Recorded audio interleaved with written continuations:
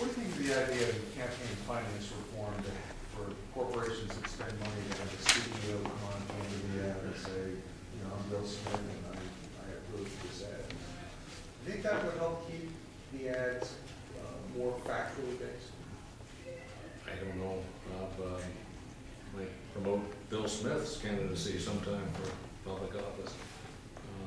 I don't know, the Congress may decide on disclosure requirements, the legislature may. Well, do you think the legislature, this legislature is looking at faster disclosure, perhaps shareholder approval? Do you think the legislature should take any steps in response to the Supreme Court decision? Well, I heard the Secretary of State say that we shouldn't change the rules in the middle of the game. I guess that doesn't apply to the primary date, but I guess it might apply to finance issues.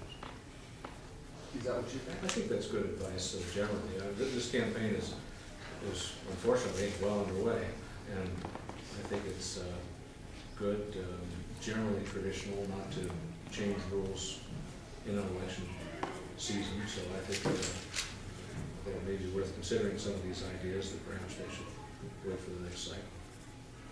Well, when you talk about not changing rules, that you would introduce an entire electronic voting system in the middle of this election season? What I said is we should explore alternatives to moving the primary. We've got bogged down here on the discussion of electronic systems. That's one option. Counting ballots late is another. Just working hard to get the ballots out as quickly as possible is a third. I remember when the Congress said that the standard should be 35 days. I was Secretary of State then, and it was a time when it was more challenging to prepare ballots because we didn't have computer technology we have today. They were laid out up at Queen City Press in Burlington. And I went up there and stood with the printers and looked over the ballot forms, and they were redesigned if there were mistakes.